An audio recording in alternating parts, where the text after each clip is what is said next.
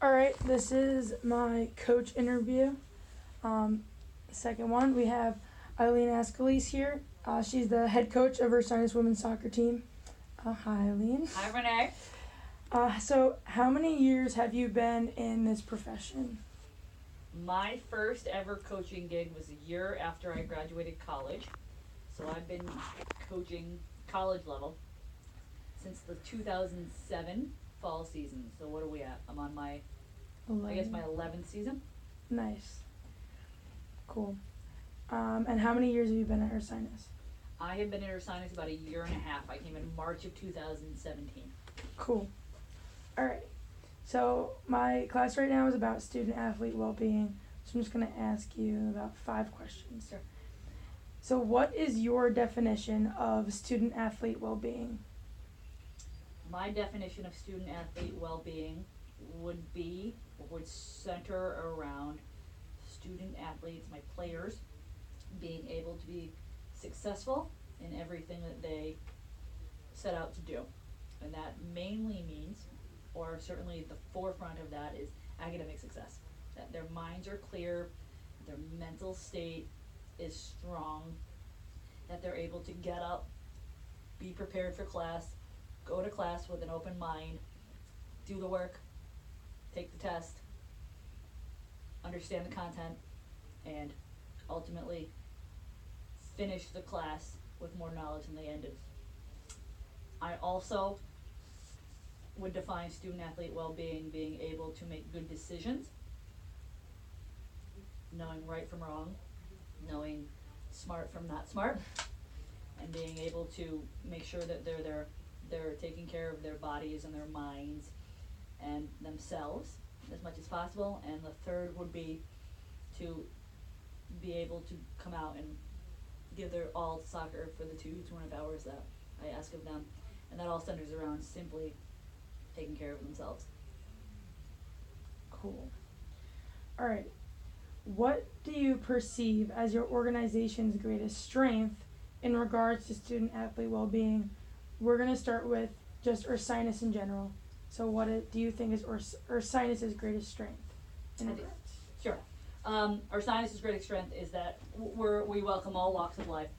And I 100% feel like this is a very familial atmosphere, a very collegiate atmosphere, meaning everyone is welcomed, everyone is appreciated, and everyone here at this school, or the majority of this school, the employees at the school, that covers everyone, faculty, staff, everyone. We're looking out for the students, realizing that they're here to get an education, to grow, to mature, to ultimately graduate productive citizens. And I think that everyone here basically looks at their job as, how can I help our students succeed? So without a doubt, feeling welcomed and comfortable, and you hear the word family a lot from the students on campus.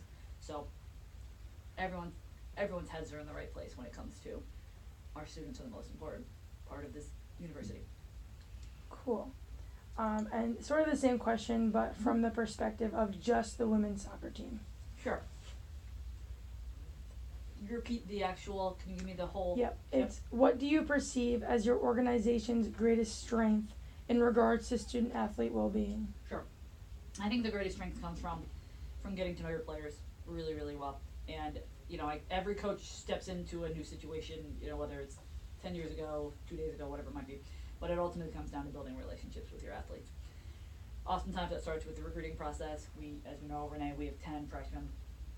I met McKenna Conklin probably the second week that I got here in March of 2017 and built a relationship with her, and here she is, over a year and a half ago, year and a half later.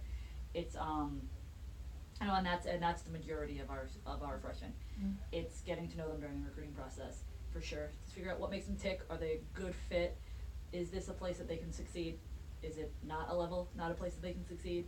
Would they flounder? That type of thing. And then obviously when you're in my situation, coming in and inheriting an entire team a year and a half ago, it's simply just building that relationship with your players, getting them to trust you. No one will do anything for you if they don't trust you. So finding out who they are as people, again, what makes them tick, why did they pick Ursinus, that type of thing, what are they trying to get out of it.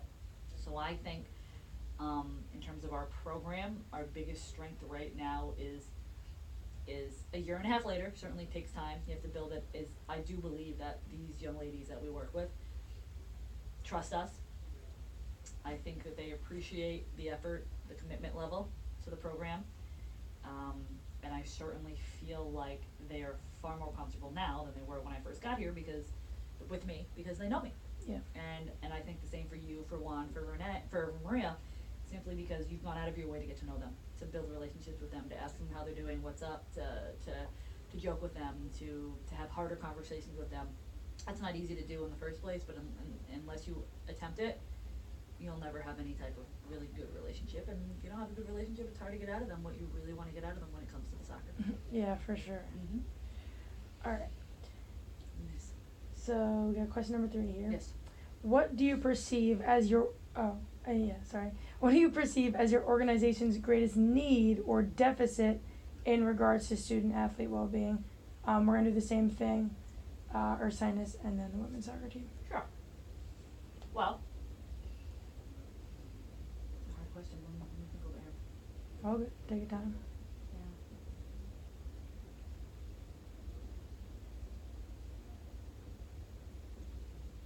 Let me come back to that because I can Okay. certainly answer what I feel about soccer. Okay, then we could do just that. Then. Sure. I mean, it ties into the university. You know, the building relationships, to getting to know your players, to having trust, to having them feel comfortable, all that stuff is 100% the foundation of both, I think, the university, both, you know, from the professor side of things, advisor side of things, the doctors, the wellness center, all those people, and then from the coaching side of things in terms of the women's soccer program.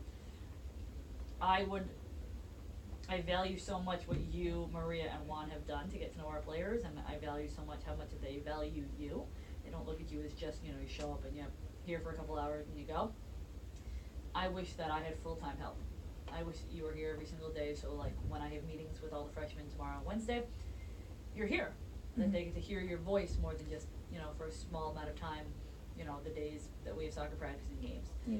I think, and I guess that ties back to the university. I wish the university saw that full-time help, full-time assistant coaches would make such a difference. And we have a couple on staff, and those are programs that, you know, succeed pretty regularly. So, for me, it would be for me to have help too, not even just so much that Yeah. you're benefiting our athletes, you're benefiting me, being able to bounce Mhm. ideas off of you and get feedback, and sometimes I just want, it would be great for you guys to just kind of do your thing and let me watch for a little bit, or let me step back. So, I absolutely wish that, I think in general student welfare would be at a higher level if it was more than just me. Yeah.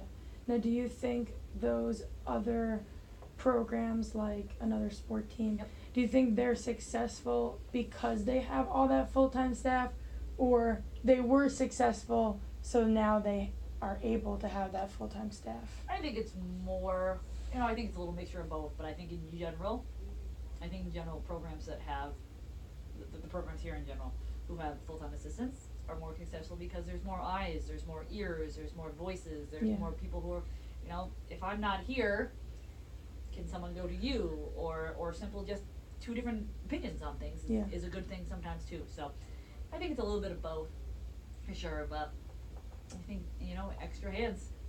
Yeah, Yeah. for sure. Okay. Number 4, we got, what is the most difficult part of your job in regards to student athlete well-being? It's managing everyone. It's managing 30 different athletes and 30 different needs, and everyone's in a different place in their world, in their life, you know? So it's just trying to keep track of everyone and hoping you have your you know, your finger on everyone's pulse, but knowing that with one person who's here all the time, that's not possible. Or if I had some help, maybe it'd be a little more, maybe it wouldn't be 100% possible, but maybe I could say, all right, handle these 5.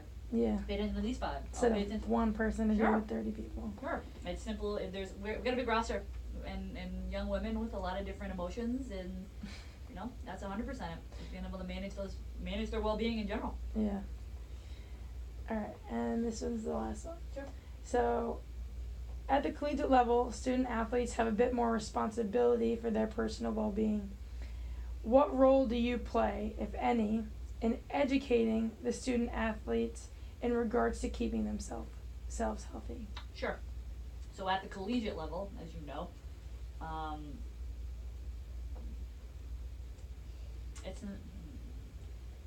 at the collegiate level, I think there's a stronger sense of responsibility. I don't know if that was exactly what your wording was just now, but Yeah.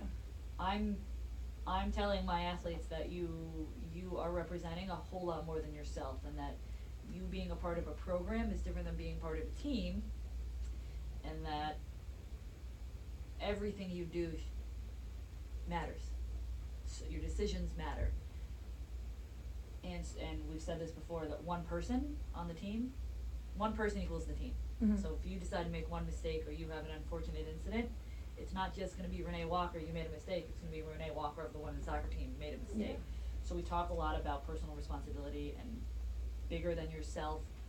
And I don't think you really see that, truthfully, elsewhere. When, right now my players are part of this team. They're not part of the track team right now. They're not part of the softball team right now. They're part of the women's soccer team, and that's not always the case in high school and club and things like that. Yeah. Right? Your parents aren't picking you up and dropping you off for practice, and you're going home and you're doing other things. I mean, you're showing up, going to work, coming home to yourselves, right? And to your teammates. So